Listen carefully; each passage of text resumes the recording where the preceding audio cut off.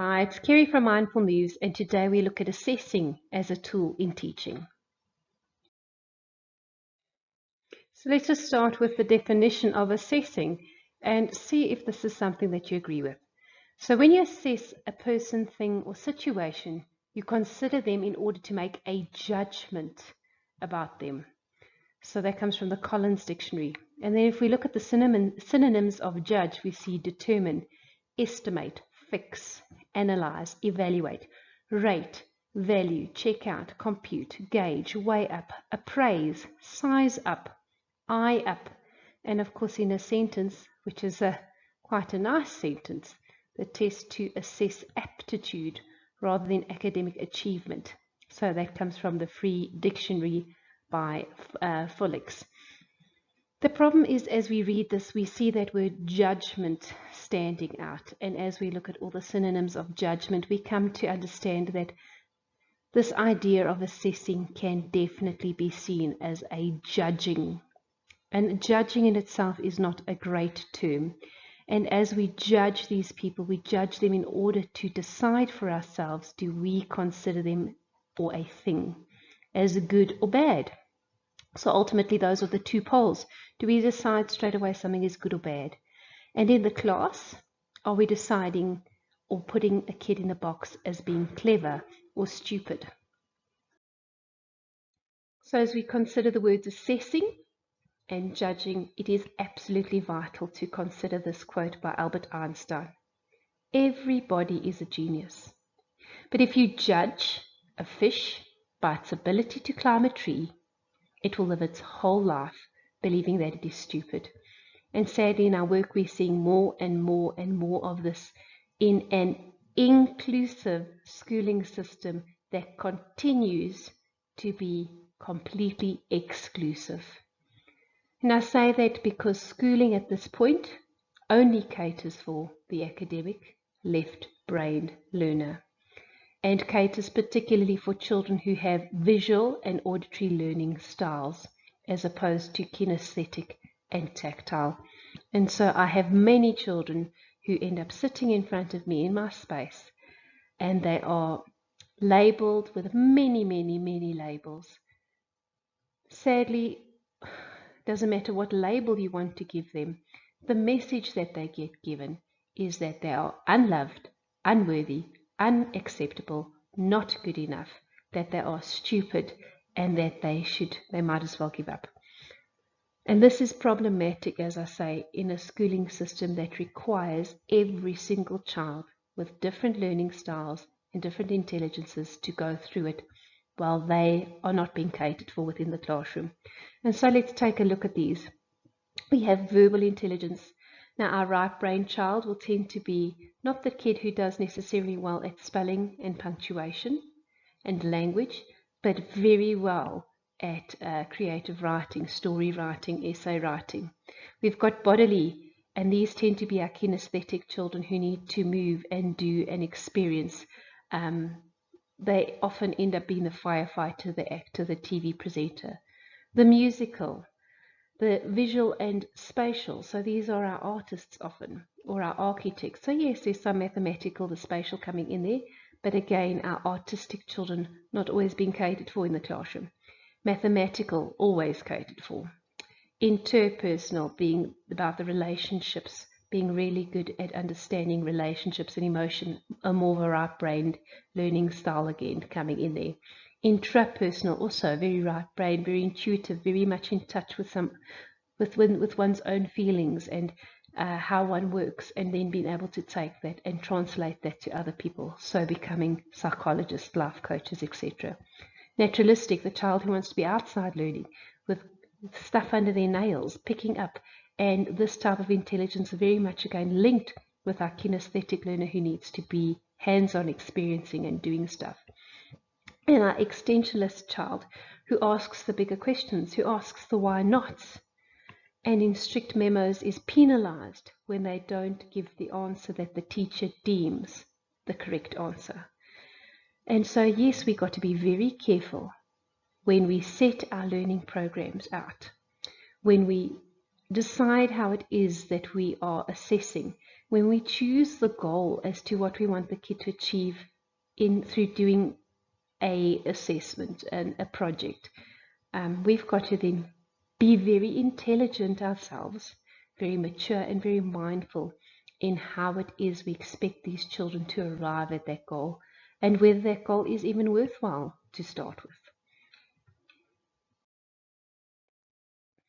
Other ways that we can reach out and show our children that they are seen, they are loved, and they are appreciated is through 5 love languages. So every single child, and we do this in our profiling session, has a favorite love language. And in the current situation where we're not allowed to get close to each other, where we're not allowed to touch each other, you must understand that these very kinesthetic, tactile kids who crave that proprioceptive input through the hug, the touch, the high five are not being catered for. They are going through the schooling system seeming or feeling unloved and unaccommodated. And so physical touch, the pat, the high five, the elbow, if in this case. But it's those interesting handshakes that teachers come up for each child. That's another way of being able to reach out. Quality time, so this is that child who wants to come and tell you about their story at break, and allowing for that space to ask somebody one-on-one, how's it going? Tell me a bit about yourself. Tell me about your interests. Acts of service, teaching is an act of service. So when we are grumpy, irritable, shouting, reprimanding teacher, we are absolutely doing the opposite to the children whose love language is acts of service, and we're feeding negativity. So that kind of stuff is incredibly damaging for those children. Receiving gifts, stickers, merits, trophies, good work stamps and sweets. And words of affirmation, the spoken and the written word. So the written comment. So if I have a child and I pat them on the back and I put the sticker in their book and I write, well done, keep going, I see you working hard. And I am a good teacher who's cheerful about my job and happy to teach. And I make sure that I spend some time with these kids. I have, in all honesty, catered for every single love language, and these children will feel appreciated by me. So as a tool, so important. The first thing I absolutely hate is I hate the red pen. I don't have it up here, but I've actually got a picture of my other course where I show you just in terms of blurring out, but in terms of color, the effects of a red pen, opening up your book and seeing a bloodbath. And sadly, because the red pen represents reprimand, represents criticism, represents correction, represents that you've got it wrong and you don't know what you're doing. Even when the comments are good, I've found in the past that the overwhelming amount of red pen on a page can throw a child off. And instead of encouraging a space where you say, look here, beware of this, let's correct this, it becomes a whole amount of fear and anxiety as they open up that page and they see, wait a minute, I absolutely didn't get this concept. I've spoken about this before, but when we teach information with fear and anxiety and bullying, yes, teachers bullying, we start creating blocks. These children will go back, they'll see this page, they'll say, I have got no idea what I'm doing here. Best I leave it because I'm not good at this. And the sad thing is maybe it was a mere correction. Maybe it was a very silly little mistake that they made in a few places. And so I've often, in my work when I was teaching, I'd used the black pen, because the black pen is a far more forgiving pen. It's formal, okay, but it's not that this child is going to open up this book and see this absolute aggressive color coming at them. The other thing which is so vitally important is to really get your assessing cap on when you're assessing. Assessing is not the opportunity that a teacher now has to prove to a child that they don't know their work, that they have got a bad work ethic, and to prove to the parent that they know nothing. Assessing is the place where we say, that's wrong, we need to work on this. This, you're getting it, let's figure it out. And yes, this is correct, well done. And as we allow for timeliest feedback, okay, not feedback 3 weeks after the test was written, because it's irrelevant then. Who cares actually at that point what you got? But this timeliest feedback as soon as possible after that assessment was taken, and to be taken through it while it's fresh in their mind, that they remember how their thinking was in that space. And we can take them back to that space where they were battling and say, have a look here. Do you see and this is the trick, you almost got it right. Let's see where you got stuck. And this attitude. I worry because marking has become to get the last laugh in for many teachers. And it's been about exerting power in a place where many teachers are feeling frustrated and overwhelmed. And if you're marking like that, best you stop, because this is the place we are guiding children through how to answer the questions, what we expect of them, and how they have to improve them themselves.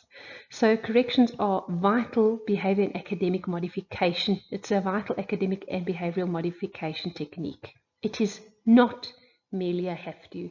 It shows you how close a child is to understanding the concept. Work through mistakes with the child. Have your goal and objective clear in your mind when marking. Are you assessing spelling, grammar, sentence construction, paragraph form, or in the other subjects? Are you assessing a method or concept? Because I work very closely with many teachers at matric level, and I know for a fact that when it comes to matric marking, spelling doesn't count when the concept is the most important thing that you are assessing. So as you go into that space, you need to ask yourself, am I taking marks off for spelling? Or am I taking marks off for not understanding a concept? So this guides you in making your expectations clear to the learner also, to ensure that they don't get marks deducted unfairly. Okay? And as I say, your brief that you're sending out to your learner should very clearly state what your expectations are going to be. I've seen some really terrible rubrics, I must be honest, at the moment, where the child from the 3 out of the 5 has got everything correct. But to get 4 out of 5 on your rubric, it now becomes up to the teacher to consider whether the child has fulfilled the brief more than what was expected or not. And then 5 was the ultimate. And so a brief set out like this also makes sure that children never get full marks. And if a child can never get full marks for age-appropriate work, then you've got a problem with your brief, because then you've set them up for failure from the start. A child in your grade should be able to fulfill a brief that is set with age-appropriate expectations. When it's not, it means parents need to intervene, projects are getting done at home, and at the end of the day, you might be assessing parents as opposed to children and their understanding. As we continue, correct the marking, correct the work and behavior, but not the child. We cannot create a place where children are loved and accepted for what they do rather than who they are. And this is a big problem that I'm having in the schooling system. It's very much about your actions over and above the person behind it. And so as we steer very dangerously towards praising a child's actions, they're only as good as their last action. And so the child who's top of the class, but then comes second by percentage, in their mind they failed. Children are born with a nature and a will to learn and develop. A child develops a poor attitude towards their work when it's too hard for them, or when they feel that they're not seen and acknowledged for the individual they are. So just to look at a little piece on the side there, you can see there are 2 answers there that are wrong if I had to ask a child to spell the word blue. However, one child is progressing and come far more further than the first one, who isn't even writing letters. And when we have harsh memos and marking like this, where we also don't consider half marks, or at least counseling children through where they've gone wrong, we don't actually truly represent that child's growth and understanding. And assessing is all about that. It's about giving feedback as to how far along the process you've come in consolidating a concept. As we start interacting with these children in a more positive way, as we start giving them feedback, as we start involving the parent through sending tests home that they can also assist from home and see where the child's gone wrong, I must say I really don't enjoy when I'm just given marks and I'm meant to sign off. You know, my signature means something. And so for me to just put a signature next to a mark that I can't even see myself, I think is very poor. And so these tests and these assessments absolutely need to go home so that we can involve parents in this learning thing, in this learning process. As a parent myself, I take very seriously the responsibility God gave me to raise my kids. I've chosen an educational institute to support me in delivering and assisting with the educational content.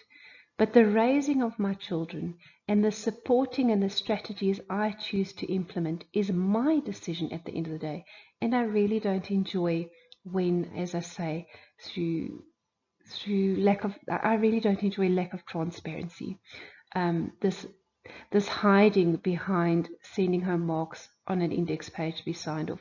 This hiding behind we don't send tests home for parents to see, because parents absolutely need to be involved in this. And it's our responsibility as teachers and schools to create a space where we can have this conversation and, yes, counsel the parents who aren't as fortunate as myself to be in the position that I'm in, but counsel the parents who need guidance as to how to step in with their kids. Because long after primary school and high school, they're going to need to be instilling these life skills that are so vitally important.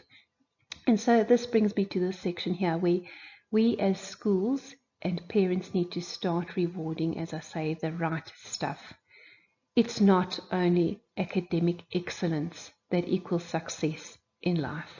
And I've been at many reward ceremonies where only top 10 are awarded, where only first in subjects are rewarded, or only children who get an average of 70-80%.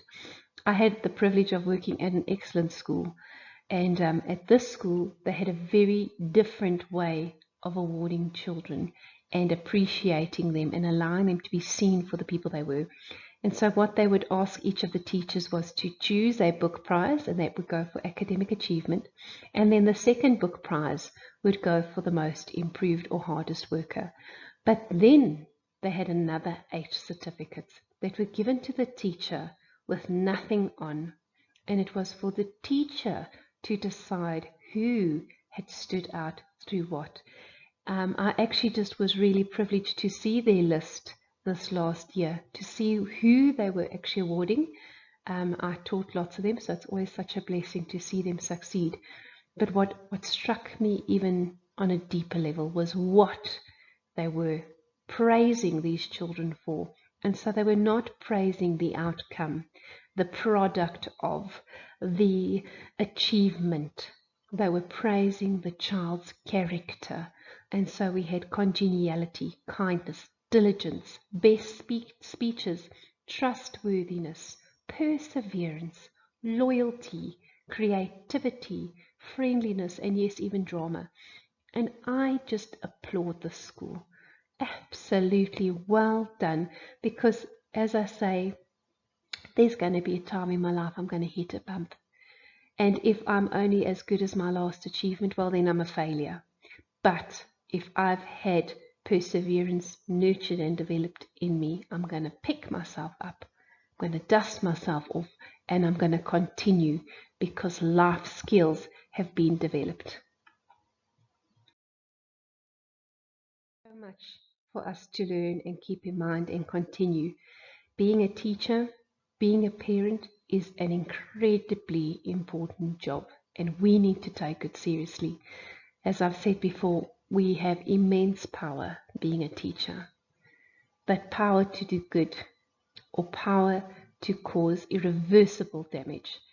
And it's really up to us how to decide how we interact and give our children the feedback they need to tell them they're on the right path, keep going, or you're not seen and accepted. And so the decision is ultimately yours. If you want to find out about this and other stuff, how to improve your teaching, how to improve your parenting skills, you're welcome to head over to Mindful Moves and take a look at all we have to offer. Otherwise, we'll see you again soon.